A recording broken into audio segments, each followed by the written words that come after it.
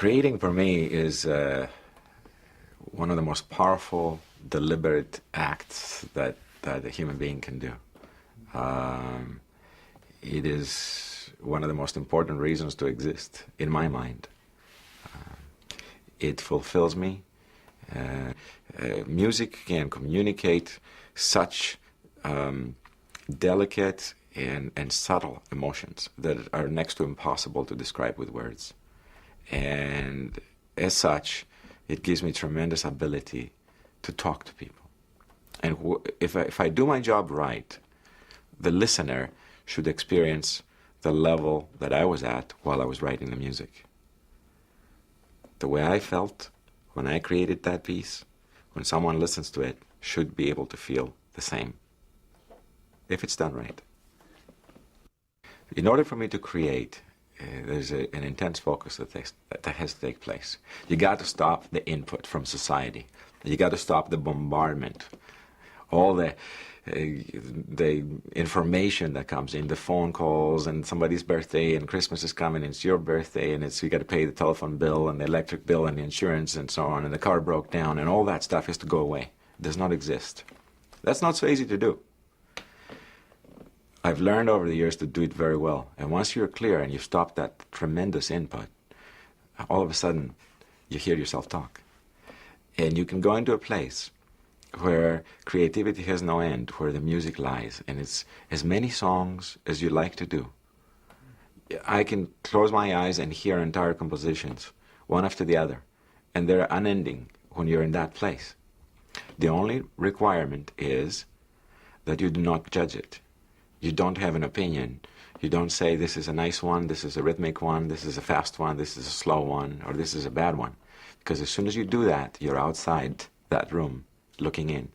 And if you do that, then you can't create. You're gone. You're outside that moment that people call that spark, that moment. I think athletes may refer to it as the zone. And that may be a way to communicate that level. It's a magical place.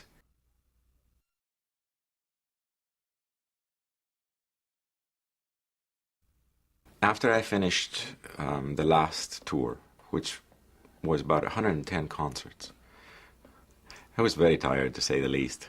And tired is not the right word. Exhausted. And I was in a very bad place, dangerous place, actually, to be. A very, very difficult place. It's a place where you have everything you want, but you're not happy.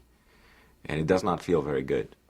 So the first thing I did is I packed up and I went to Greece and stayed with my parents until I felt that I was healed. And the way I knew is one morning I woke up and looked at the sunrise and I was happy.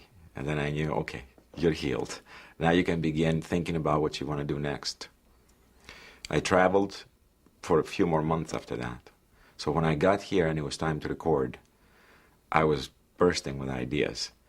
And I'd forgotten how beautiful the feeling is when you create, when you actually make something out of nothing and it just lives and breathes and you succeed at it.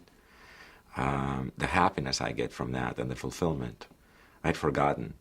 It's quite important to me.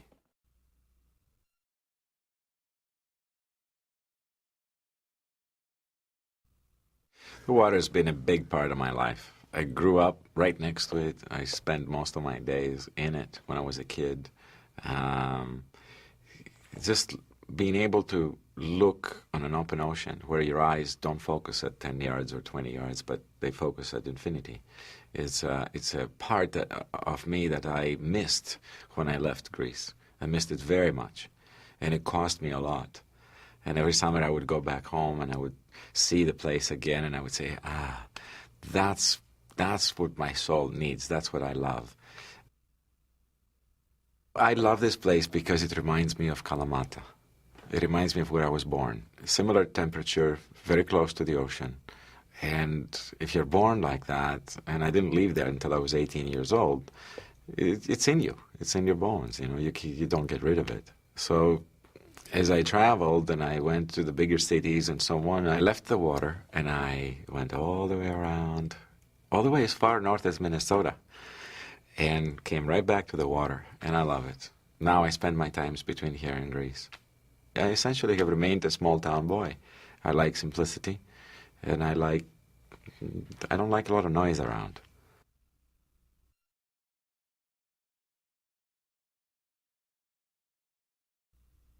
This place is spectacular. It's state-of-the-art digital recording studio, which was a dream of mine to have. I've never had such good facility before. But again, I got to keep in mind this is just technology. What's really special about it is just the atmosphere. Like the acoustic design, first of all, just the way it sounds. We took special care. But also the atmosphere, the way everything is designed the way I like it, the way I like it to look when I'm working. So it's pretty inspiring place to be. Music does not come from this place. The music comes from here, comes from my mind. But the tools are wonderful. What this studio enabled me to do is fantastic. Took a long time to build. Had a lot of people working on this. Took a couple of years to design it and build it. But now, hopefully, I'll be working in here for the next decade or so.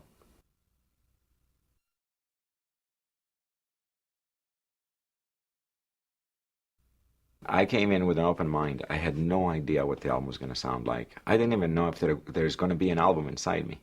And I'm always, all my albums, I've done 12, 13 albums now. Every time I go in to do an album, I'm always a little afraid and always skeptical. I'm not sure what the next album is going to be like, what the ideas are going to be. Will I have new ideas? Am I going to just go in there and repeat myself and so on? But after I begin working, from the first day, that same night, I just go, why was I questioning myself? I work on one song at a time, and I'm completely consumed by it. First, I know what the emotion is, what the song is going to feel like, before I know what the instruments, what the rhythm, what the speed, what the sound, what the melody, anything. It's just an emotion, a pure emotion. I know what it should feel like. Then the choices become a lot easier in choosing sounds, rhythms, and melodies that describe that emotion.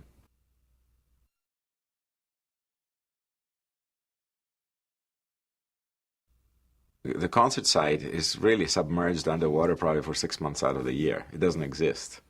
And it's once in a while the Yamuna River backs up a little bit and leaves this sandy beach, which we had to turn into a concert site for about 10, 15,000 people, and carpet the whole area so you don't see any sand anywhere. Built a stage on it, built 2 bridges across the river so that people could cross and come to the concert site, and it was just a small city. The Taj Mahal has never been lit at night. We had these 100 million watt lights go on. The whole place was like daylight. So the birds began flying. All of a sudden we start seeing these huge birds going overhead. It's pretty amazing.